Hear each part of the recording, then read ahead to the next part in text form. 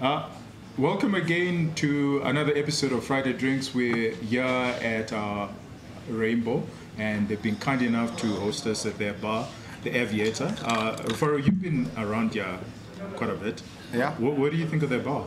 No, it's a fantastic bar. I quite like it. So after my coffee, I will sample some of the more interesting beverages they have on offer. Yeah. And we also have Nedbank, who are sponsoring us, who have been kind enough to sponsor this particular episode, and that's something that we are looking forward to. We've got very interesting characters, but this time around we've got the ambassador, and she was here just telling me the differences between when I can call her excellence and when I can call her the ambassador. And she said, when we're in country, she's the ambassador, but if we were in Sweden, then I'm the excellency. The excellency. I'm representing the excellency here. Okay, fantastic. So, Ambassador, maybe we know you from way back in the 80s and 90s, actually, where you were... No, don't put me there. Seriously? Okay, all right. 80s, Where do you know her from? School. Oh, you was... Okay, yes, all right. Okay. 80s, I was still in school. I was still in... primary. So it was then what, I went 90s? to secondary. So yeah, be clear. Otherwise, I'm female. This will end badly. She's not that old. This may end badly. So, Ambassador, you're an ambassador to all the Scandinavian countries, right? Yes. Representing Zimbabwe. Maybe you can tell us a bit more about your job. Yes, I cover the Scandinavians, which are the 4 countries. So Canada, actually, on this particular show, we're actually happy about Estonia, actually. E-citizenship, they've embraced cryptocurrency, Oh, yes. they are free market. Fantastic. It's one of our favorite case studies in the world. Case studies, yeah. But you should go to Latvia. You should go to Riga. I mean, it's my most favorite country. What do you like about those particular countries? One, they are small, so they don't have the... Oh, by the way, I'm a diplomat. It's okay, you're on Friday drinks. Nobody takes us seriously. They don't have the arrogance of bigger nations. Okay. And they started like us. They were colonized. So they understand being colonized. They were very small economies. So from an economic point of view, they are kind of our sisters in understanding where you can come from and how a trajectory can change from being small and really being considered as poor to becoming quite big, like we're talking about Estonia, big in digitalization. Yeah. Same with Latvia, big in this. But because they're small economies, they've also banded together. So they support each other a lot as the Baltics.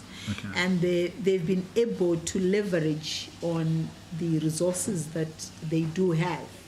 And resources not in terms of what we talk about here, where you're talking about mines and things like that, but just mental resources, capacity, just human being capital, strong human capital. So they are very service oriented, and they've done really well in that. So why do you think one of our pet peeves that we talk about quite a lot is that here in Africa, we share a lot in terms of our history of imperial colonialism. Our borders were written by the Europeans, but we don't seem to have managed to integrate and work together as closely as what you're speaking to, what you've observed in these small Eastern European countries. What do you think is missing, here in Africa? Yeah, the concept of going to a fashion show, kind of. That's what I call it. We are trying to outdo each other. I think we have not mastered the idea that there is strength in numbers, that it's about collective power, that if you are going to sell yourself as a market, it makes sense to sell that market as a group because you become more attractive. That if you standardize your issues, people look at you differently and can work with you as an entity instead of an individual thing. And we think we can be attractive as a person. as a country without necessarily understanding that we are more attractive as a group. So as SADC, it makes more sense for somebody to want to come and invest because they know they are going to tap into a broader market. Yes. A much bigger market, yeah. A much bigger market. But unfortunately, we still are of the idea that, I can tell them that I have better elephants, and elephants are elephants. You find them in Botswana, even in Zimbabwe.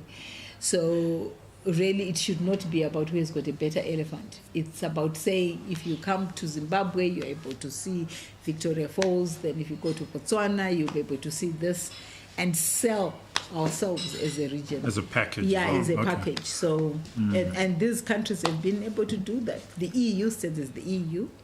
The Baltics, even though they're in the EU, still find a little corner for themselves. Okay. The Nordics are in the EU, but they still find, their own kind of corner. Wow. Okay. To sell. Because this is your bread and butter, which is geopolitics. What I'm interested in is when we look at countries and we look at regions, what is the overarching theme? Is it self-interest that we're trying to push, or is it some sort of moral principle that we're trying to push in the world? You mean for ourselves as For Zimbabwe? ourselves as Zimbabwe, but also using case studies of elsewhere. What do you think is a driving force in how countries behave in geopolitics? Yeah, well, clearly it has to be national interest first. Okay. And that's why we Could we define Yeah, national if we interest? define national interest, it's to say what is it that we can do that will ensure that our people live a prosperous life. That is national interest. So whatever you are going to talk about, whatever you're going to say, should be able to speak to whether it is beneficial for the person who is in the street today. So Okay. if I, as an ambassador, am going to be in Sweden, fundamentally, what am I doing to advance the prosperousness of an individual, of this particular person that I represent? Okay. That ultimately, that's what national interest is. And what if the national interest is in paradox or in contrast or in contradiction to your own moral interest? And we've seen that with South Africa, for example, where, okay, maybe not give an example, but let me just, let's talk in so general. that it makes sense. Oh, okay. We've seen the ambassador in South African ambassador the South African representative in the US, where he spoke, but it really sounded like he was talking from his personal position, and then he was chucked out of America. And the question is, was that in the best interest, in the national interest of South Africa, or really he was expressing his own moral thoughts on the American situation? Well, I'm not sure. I think South Africa has a particular position, and I think that's what was being expressed by that particular ambassador. One of the basic training that you get when you become an ambassador is your opinion does not matter. You speak for the nation. You actually do not have an opinion. You speak for the nation. And how have you reconciled it? Because you had very strong political views, Yes. and now you're speaking for the nation. Yes. How have you reconciled that? Well, it's part of the jobs training. You have to understand that when you agreed to take this position, you cease to a large extent to become the individual Priscilla. So I will always be a feminist. That won't change.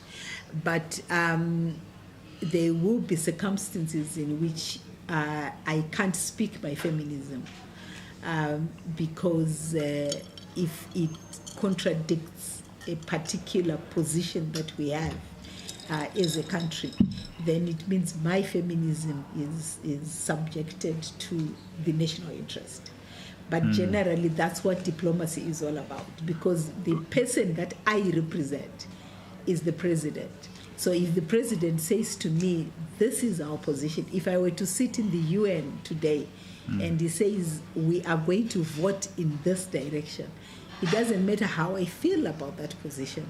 His position is the national position because he is the first diplomat. Okay, but this is Friday Drinks. Let's be real. Yeah. Are you telling us that at dinner parties you're not going to express your feminist views or your other political activist views? Well, the nice thing about feminism is that it's about justice. And I know that my president believes in social justice. So it can never be an issue. And in fact, when he posted me to the Nordics, one of the things that said, you probably are going to be very comfortable with your feminist friends. It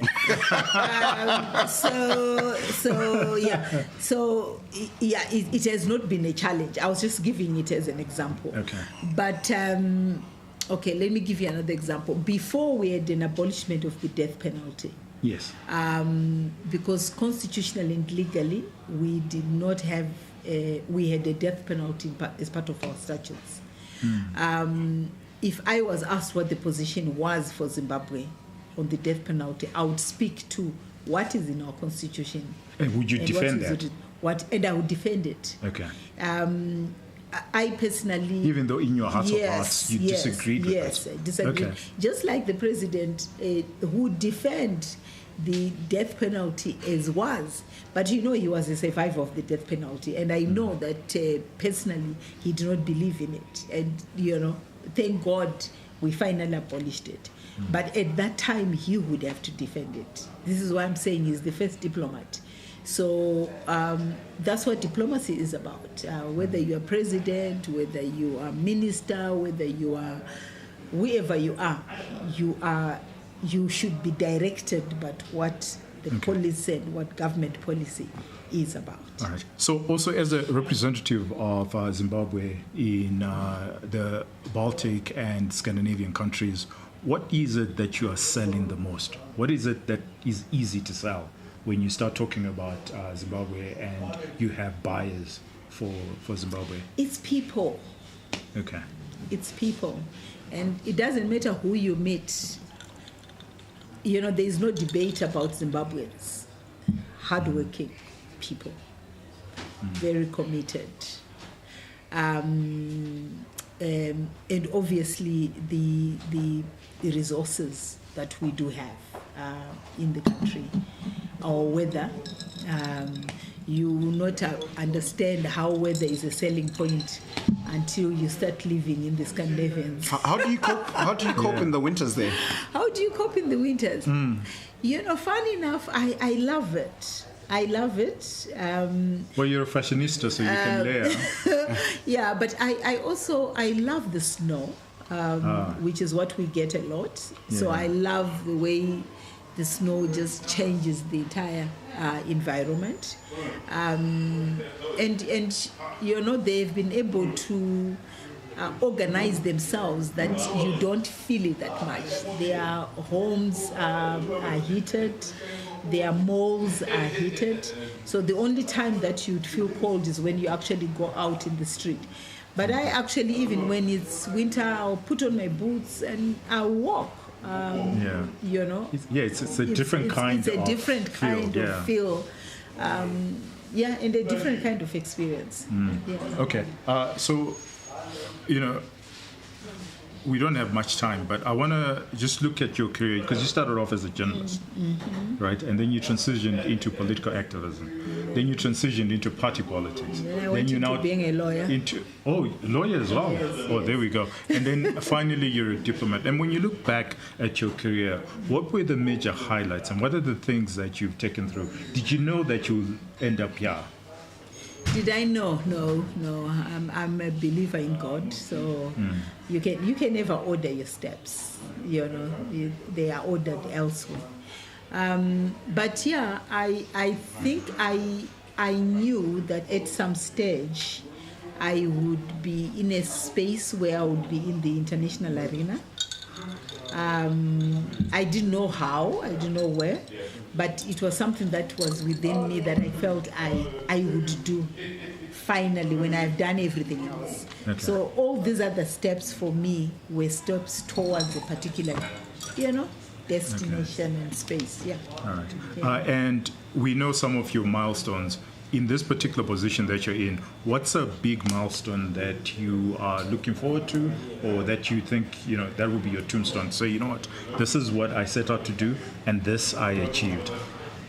Nordic Africa, I've been able to lobby and get us to host the Nordic Africa meeting, which we are having in October.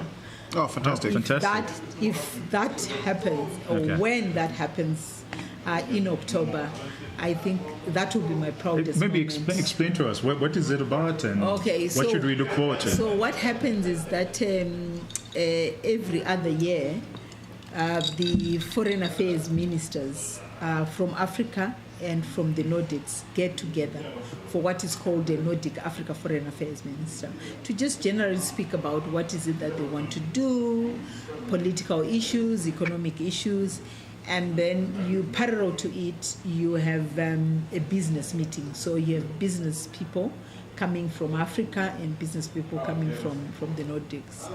And it will probably be one of the biggest gathering since Commonwealth. So, really? Yes. So when that happens, because it's also an excellent way in which we can sell Zimbabwe. Exactly, it will be an excellent way. How many guests are we, or delegates are we expecting? We are likely to get 30 foreign affairs ministers from Africa, and then we will obviously have the 5 that are coming from the Nordics, and then we are hoping we'll have a lot of business people that are coming from the Nordics and from Africa to come together, and we can showcase Victoria Falls and be really proud. Oh, fantastic. So, you know why I'm looking forward to it? Maybe our roads will get done. No commenting. So,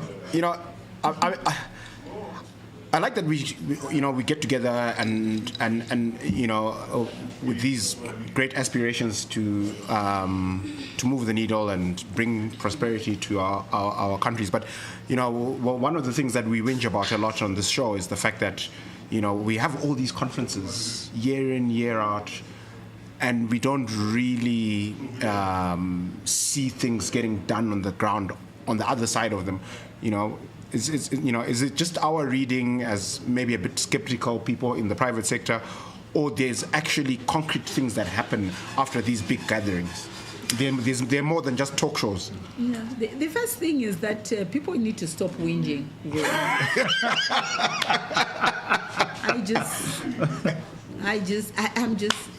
Seriously, even my family knows, you start whinging, I just put my phone down.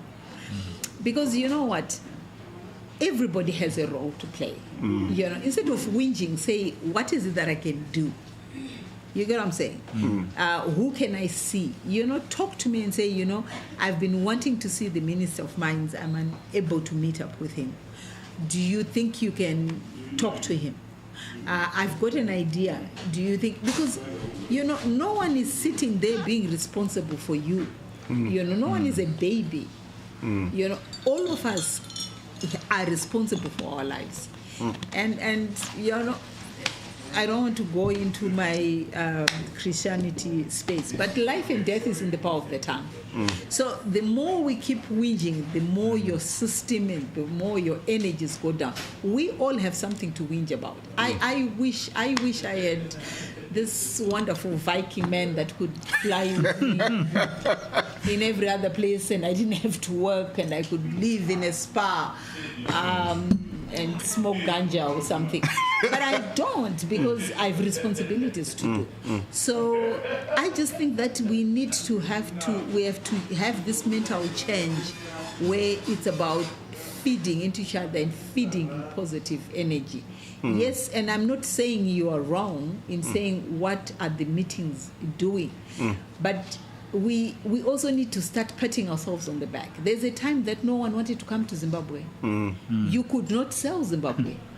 And now you have 5, 6, just counting on my fingers, I think just next week we are going to have something like 5 international conferences where people are coming in. And let's celebrate that. We've just had Kirsty Coventry, for goodness sake. Yes. First President of IOC. Yeah. Young woman, African, coming in and become president of IOC. if it was another country, Yeah, congratulations, Kirsty. People would be dancing in the street. Look at what Botswana was doing when that guy got whatever it is, his medal. Yeah. Look at how the streets just came up. Do we even have people that are going to be waiting for Kirsty at the airport to kind of say, wow, well done, you have done this for us? No. Zimbabweans would rather sit and start whinging about something, about some pothole somewhere. I'm not saying potholes are not there. They are there, but come on. When we just have something good, let's celebrate it, Absolutely. I was jumping up and down when I heard about Kirsty. I'm like, what a wonderful story. CNN is lyrical about us, BBC is going to town about us. But what are we talking about? I won't say because I'm no longer a politician. Just listening to you, you highlighted that you wanted to be married to a Viking. Well, you ended up in the right place. No, they are very shy. You picked up on ganja. It's legal, right? In Scandinavia. Scandinavian countries. Not really legal. It's legal for medical purposes. I'm sure you can get a doctor. Doctor, I think you're getting closer and closer to. For medical purposes, no, my pastor would kill me. So that was just a joke. But but like I'm saying, that we all have these fantastic ideas about what our lives could be. Which will probably not be. But I count my blessings. I count my blessings where things have gone well, where I've been able to move a step, when I'm able to come here and speak to the Swedish ambassador and have some of these people coming in, and I know it will make a difference. I celebrate that. And wonderful. I think the more we do it, like I said, let's find things that we can celebrate. I think one thing that we're very interested in is Estonia. And Latvia now, with your encouragement, and I think we should make a trip. Yeah, absolutely. Please do. We should make a trip. Absolutely. Anyway, I think that's not when it's cold though. Absolutely. Come to Sweden, and then get onto a ferry, and then go to Estonia. Okay. That is an experience. Okay, because we also think that that's a story that we need to talk more of as far as Zimbabwe is concerned. And they would be happy. They would be so happy to have you because you're trying to get a footprint into Africa. Okay. So they would really like it if you were to go there and just say, you know what, we want to cover Estonia. We want to cover Latvia. We want to sell you as a market. Their universities are top-notch. You want to get somebody into a university where they're doing medicine, they're doing engineering, more of these tech things. Take them to Estonia or to Latvia. It's a good story of free markets because, they were underdeveloped for the longest and then in the 90s. And they were actually, they had a currency board as well. They had lots of reforms that they did in the 90s. And look at them now. And so it's another story. Diaspora. They still have a diaspora, and they've been able to really work with their diaspora and integrate their diaspora into. That's the story we need to talk more of, especially for Zimbabweans and the Zimbabwean government, to actually know that there's a successful story and this is the way to go about it. But thank you very much for joining us. We hope the next time we do this, we are in Stockholm and in Estonia. Please do. Fantastic. I'm very happy to host you. Thank you so much for doing this. Thank you so much for doing this. And another shout out to our sponsor, Nedbank. Thank you very much, Nedbank, for doing this. Cheers.